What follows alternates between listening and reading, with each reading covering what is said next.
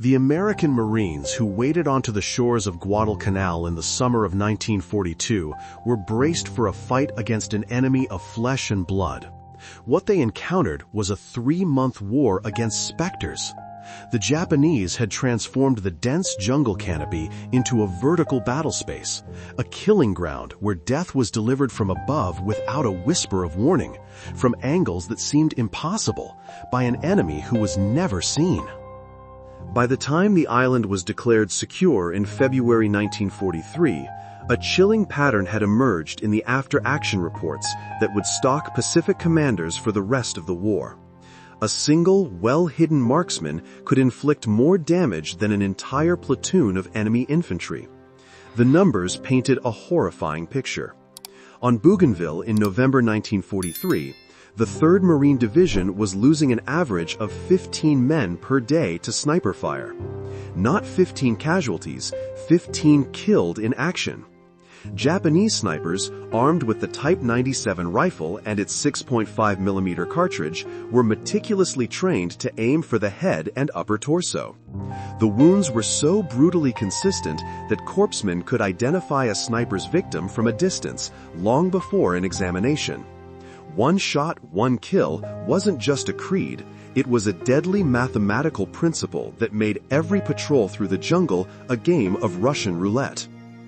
Japanese had engineered a form of warfare the Marines had never drilled for. Their snipers weren't behind boulders or in trenches, positions that could be suppressed with concentrated machine gun fire. They were 30, 50, sometimes 70 feet up in the air, lashed to the trunks of palm trees with rope and shrouded in foliage that rendered them functionally invisible, even when you were staring directly at their position.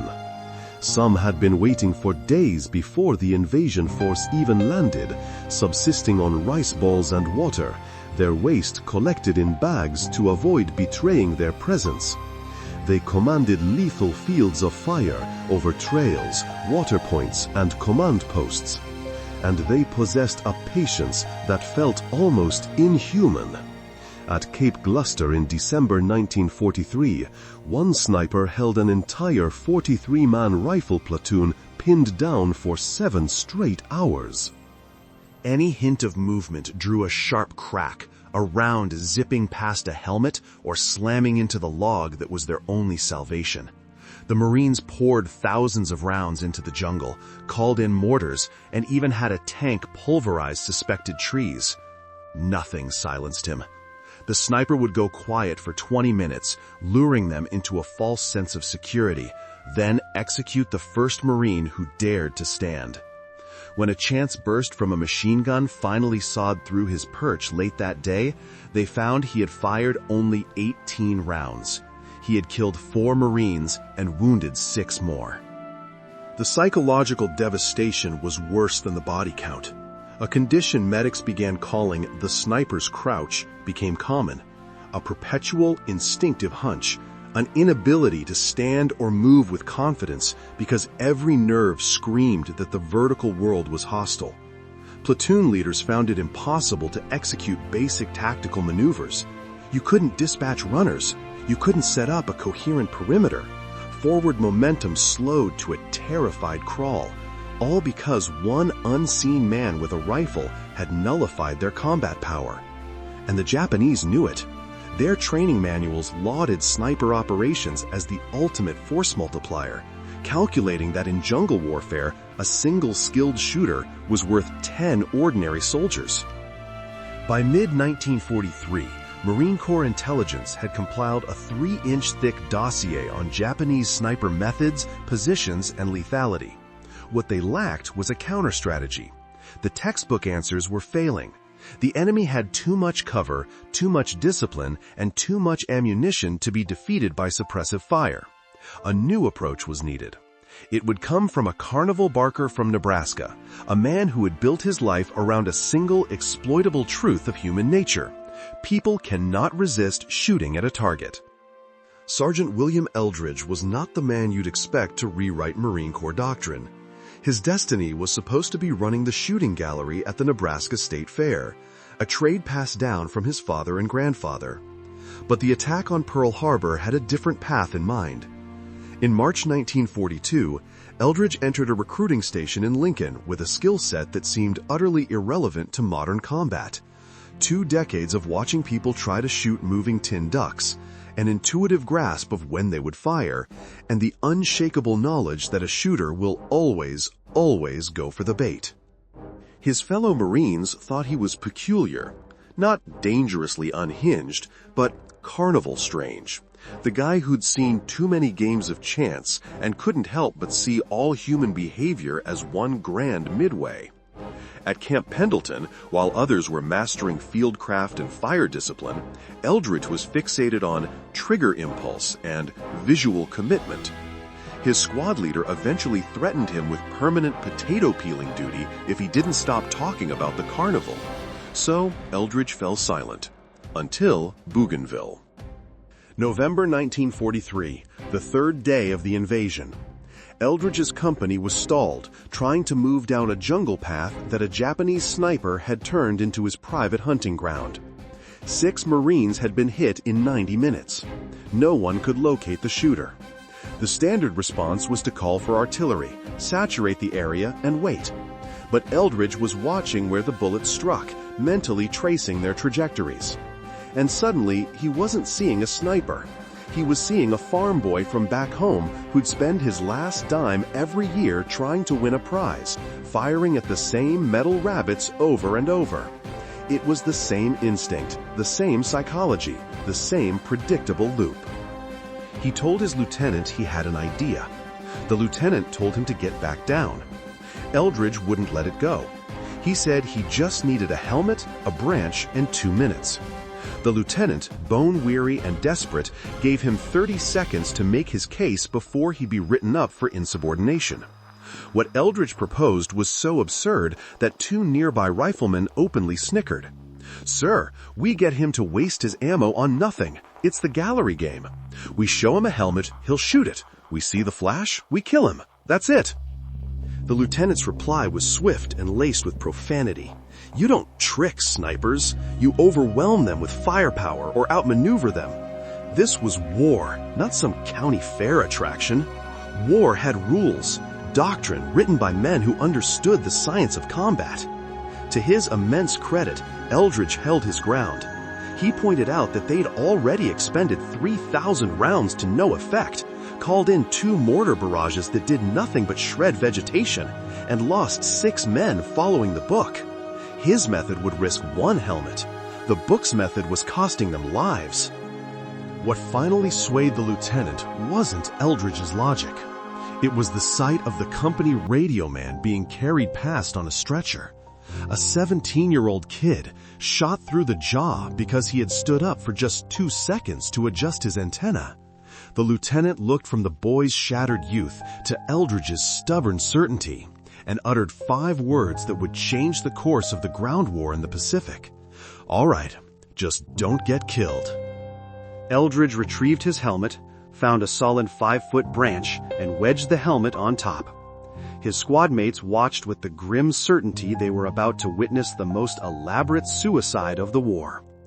Others, farther down the line, assumed it was a case of combat fatigue, a man cracking under the strain. The company commander, observing from 50 yards back, raised his binoculars, sure he was about to see the dumbest death of the campaign. Not a single Marine on that trail believed Eldridge's carnival trick had a chance in hell. Kneeling behind a massive fallen log, Eldridge slowly raised the stick until the helmet was about 3 feet above cover. He moved it gently, mimicking the pace of a man carefully navigating the undergrowth. The sniper's rifle cracked less than 2 seconds later. The helmet on the stick kicked violently as a round punched straight through the steel. The Marines who had been ready to mock Eldridge's foolishness were suddenly paying rapt attention. The sniper had swallowed the hook. The question was why, and if he would do it again. Sniper training, particularly at renowned Nakano School, was built around a principle its instructors called ichigeki ichihatsu, 1 target, 1 bullet. This doctrine wasn't about conserving ammunition. It was about asserting psychological dominance. A sniper who saw an enemy helmet appear and failed to engage was ceding ground, allowing the enemy to advance, establish a firing position, and potentially spot him. A manual later recovered on Saipan was chillingly clear. Delay invites detection. Detection invites death. When a target presents itself, you fire. Hesitation was not tactical patience, it was doctrinal failure. This conditioned reflex was amplified by a factor no one at Nakano had considered: the human visual system's difficulty in distinguishing a real target from a convincing fake at combat distances. When a helmet-shaped object appears above cover, moving at the 2 miles per hour pace of a cautious advance, the brain fires a rapid sequence: threat, helmet, shoot. This cascade, from eye to occipital lobe to motor cortex to trigger finger, takes less than a second. The conscious mind is barely involved. It is pure, trained instinct. But this is where Eldridge's years at the fair gave him an insight that Marine Corps doctrine had missed. At his gallery, he had observed thousands of shooters firing at mechanical ducks on a track. The best shooters might hit 7 out of 10, the worst maybe 3. But every single one of them, without exception, would take multiple shots, even knowing the targets were fake. It wasn't about being fooled, it was about neurological commitment. Once your brain identifies a target and your body begins the process of firing, interrupting that sequence requires a conscious override, and conscious thought is always slower than reflex. Eldridge raised the helmet again. Different spot, different height. Another sharp crack, another hole punched through the steel. The sniper was now caught in a behavioral loop, hardwired by his training. Target appears, weapon fires. The cycle of working the bolt, reacquiring the sight picture, controlling his breath, and squeezing the trigger took about 4 seconds. In those 4 seconds, his rational mind could have intervened. Wait, this could be a decoy. But 4 seconds wasn't long enough. The movement looked right, the silhouette looked right, and the doctrinal imperative, shoot or the enemy advances, crushed any flicker of skepticism. A Marine marksman, Corporal James Henshaw, was counting the shots and watching for the muzzle flash. By the 3rd shot, he had the sniper pinpointed, 40 feet up a palm tree, 80 yards to the northeast, nestled in a clump of fronds. The 4th shot confirmed it, a tiny, almost invisible flicker of light. Henshaw steadied his Springfield .03 rifle, controlled his breath just as he'd been taught at Quantico, and sent a 170-grain, copper-jacketed round into the exact spot where the light had appeared. The silence that followed stretched for about 10 seconds. Then someone started to laugh. Soon they were all laughing, that high, hysterical laughter of combat that erupts when you realize something utterly, impossibly foolish has just saved your life. Eldridge lowered the stick, inspected the helmet with its 2 neat holes, and said the most Eldridge thing imaginable. See, they're all the same. Can't help themselves. News travels at the speed of rumor in a war zone, especially news that involves a new way to stay alive.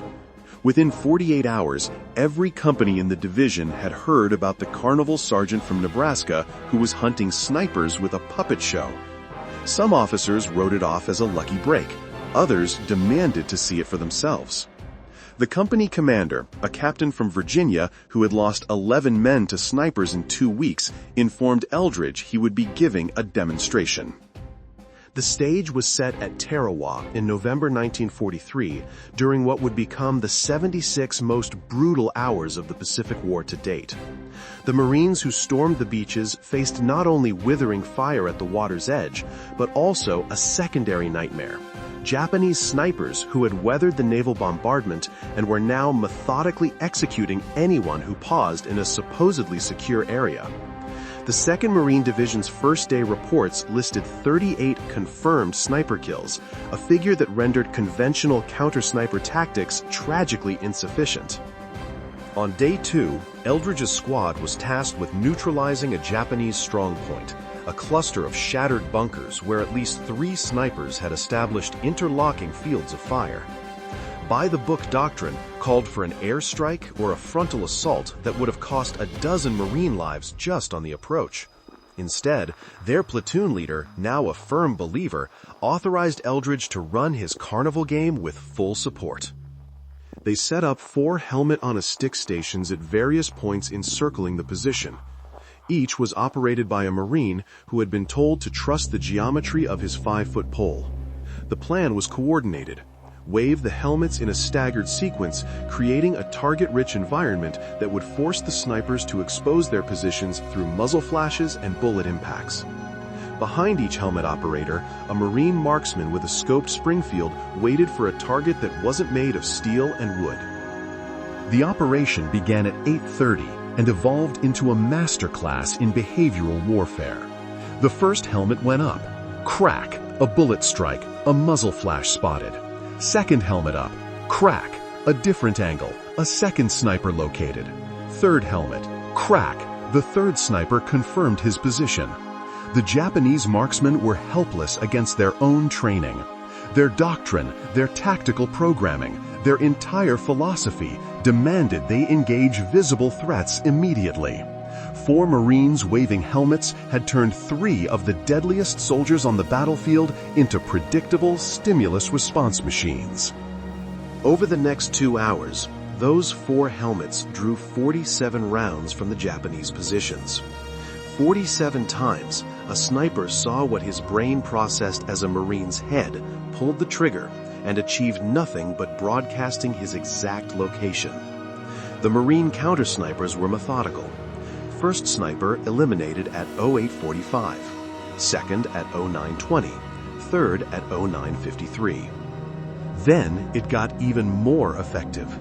The sound of the engagement drew in other snipers from adjacent positions, eager to join what they perceived as a turkey shoot. By 10:30, Marine marksmen had confirmed 11 Japanese snipers killed, all of them baited by the decoys, all eliminated by shooters who would never have seen them if the helmet trick hadn't forced their hand. The cost to the Marines? 4 dented helmets, some tired arms, and 0 casualties. 0! In an operation that Doctrine predicted would cost at least 8 to 10 dead, Eldridge's Carnival game had delivered a flawless tactical victory. The battalion commander came to observe the final hour himself. He stood with his arms crossed, silently watching helmets dance on sticks as his marksmen methodically dismantled the enemy's sniper screen. When it was over, he found Eldridge and asked a single question. "Can you teach this?" Eldridge could, but what he inadvertently taught the Marine Corps was a lesson in something Japanese logisticians had been losing sleep over since Guadalcanal: ammunition arithmetic. Every Japanese sniper deployed in the Pacific was issued 120 rounds of ammunition. That supply had to last the entire battle for an island, which could mean weeks, even months. Their logistics doctrine was based on an expenditure of no more than 15 rounds per day. The helmet trick could make a sniper burn through 50 rounds in a single afternoon. In January 1944, a Marine intelligence officer examining an overrun sniper nest on New Britain found a dead Japanese marksman with only 7 rounds left. Tucked into his ammo pouch was a handwritten note. A captured laborer translated it. 17 days, no resupply, conserve shots or die a useless death. That note was sent up the chain of command, and suddenly officers started doing the math. Japanese logistics in the Pacific were in shambles, their supply lines savaged by American submarines. Island garrisons were isolated fortresses, cut off from all support. A sniper who wasted 47 rounds on decoys wasn't just having a bad day, he was functionally removed from the battle. The numbers were unforgiving. If a sniper began with 120 rounds and a Marine squad ran 4 decoys for 2 hours, drawing just 12 shots each, that was 48 rounds gone, 40% of his entire combat supply, vaporized in one morning shooting at sticks. He now had 72 rounds left, but his command expected him to have used maybe 30 in 2 days, not 48 in 2 hours. and there was no resupply coming. What followed was a profound psychological shift that Marine observers began to notice by February 1944. Japanese snipers were growing hesitant. Not a tactical, intelligent hesitation, but a panicked reluctance.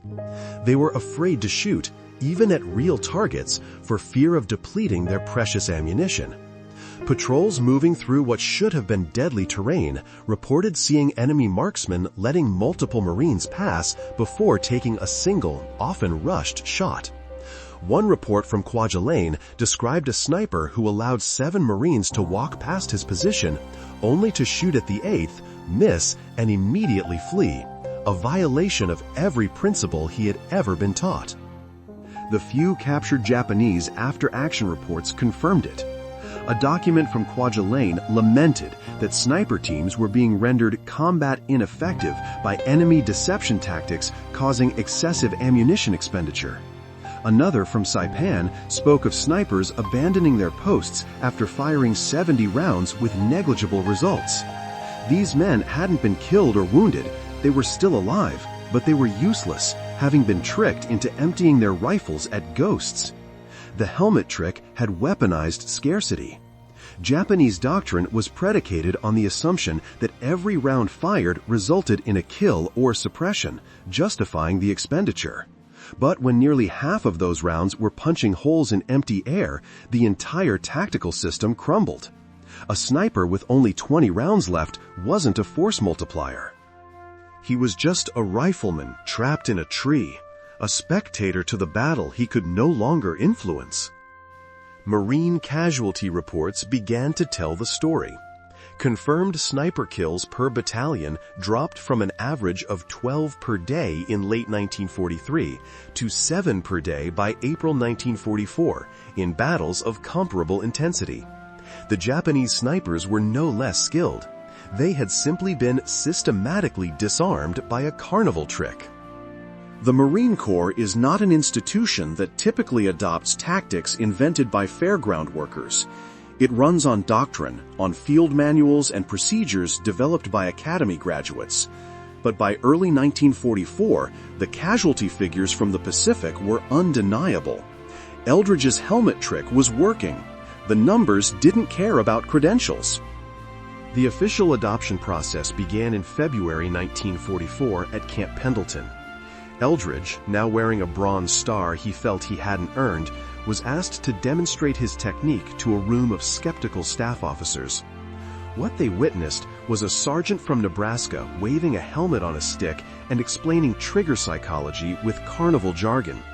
Half the room was mortified. The other half saw a way to save lives. The result was a classic bureaucratic compromise. They would adopt the tactic, but they would sanitize it with official language. The training manual issued in March 1944 referred to it as Decoy-Initiated Countersniper Protocol. The equipment list specified an expendable helmet mounted on portable extension device. But the soul of the tactic was pure Carnival logic. What made it truly lethal was how it was refined in the field. A corporal from Iowa found that adding rocks to the helmet made it bob more realistically. A private from Texas learned that dragging it slowly across an opening was more effective than waving it. A sergeant from Louisiana perfected a 3-second pause followed by a sudden jerk that triggered a reflexive shot nearly every time. Within months, rifle companies had their own unique variations. The training became remarkably sophisticated.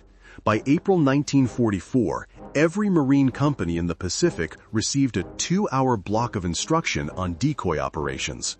They practiced with bamboo poles, learning choreographed movements, the slow wave, the pause, the quick bob, the diagonal sweep. They even added theatrical touches Eldridge would have loved, painting lieutenants' bars on some helmets to make them priority targets, or attaching fake radio antennas made from wire, knowing Japanese doctrine prioritized killing communication specialists. The Japanese kept shooting, the Marines kept counting, and the casualty ratio kept moving in the right direction. By the summer of 1944, a sergeant's ridiculous idea was standard operating procedure across the Pacific. The ultimate test of a tactic is its scalability. Between Tarawa in November 1943 and Iwo Jima in February 1945, Marine casualties from sniper fire fell by 38%, despite the fighting moving to terrain even better suited for snipers. At Tarawa, the 2nd Marine Division suffered 114 sniper casualties in 76 hours, nearly 1.5 per hour. 7 months later at Saipan, after the helmet decoy was standard practice, the same division, in similar terrain, recorded 68 sniper casualties over 3 weeks of brutal fighting. The per-hour casualty rate had plummeted to 0.04. Same Marines, same enemy, radically different result. Peleliu in September 1944 should have been a sniper's dream. Coral ridges, countless caves, and interlocking fields of fire. Instead, Marine after-action reports tell a story of constant repetition. Decoys deployed, snipers engaged, threats eliminated, advance resumed. The Japanese knew what was happening. A captured memo from a Japanese colonel on Saipan ordered his snipers to exercise fire discipline and verify targets, to check for neck shadows and natural movement. But it was a desperate, futile order. Verification took time, and in combat, time allows the enemy to close the distance. They were trapped. Shoot and waste your ammunition. Hesitate and you die. The final verdict came from a captured map found in a destroyed bunker on Iwo Jima. It showed Japanese sniper positions color-coded by ammunition status. Red meant a critical shortage. Of the 43 positions marked, 37 were red. The translated notes spoke of enemy deception consuming excessive ammunition and resupply impossible. These positions hadn't been overrun. They were still manned by living snipers who had been rendered tactically irrelevant because they had shot at too many helmets.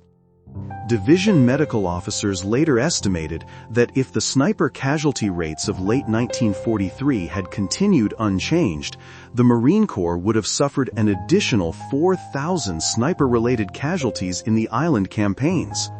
4,000 men who went home, all because a Carnival worker from Nebraska understood that a shooter has to shoot. Eldridge survived Okinawa in the spring of 1945, a statistical miracle. He spent the final, brutal months of the war doing what he had always done, waving helmets on sticks and teaching the trick to new replacements. When the war ended, he was a staff sergeant with a Bronze Star and 2 Purple Hearts. He took a bus back to Lincoln, Nebraska. The shooting gallery at the fairgrounds was unchanged. The same tin ducks, the same track, the same bell. He stepped back behind the counter as if he'd never been away. The official citation for his Bronze Star arrived in the mail. It credited him with exceptional ingenuity in developing counter-sniper techniques that significantly reduced casualties. Eldridge read it once and put it in a drawer. When other veterans at the VFW hall would ask about the medal, his answer was always the same. It was just common sense. You give a shooter a target, he's gonna shoot it. We just gave him fake ones. He never knew the academic terms for stimulus response or behavioral conditioning. He just knew people. Eldridge ran that shooting gallery until he died in 1987. His obituary mentioned his Marine Corps service in a single line, but dedicated 3 paragraphs to his 50 years as a fixture at the state fair. No one mentioned that his Carnival trick had rewritten military doctrine. No one mentioned the thousands of lives he had saved. He probably would have wanted it that way. Common sense doesn't need a monument. It just needs to work.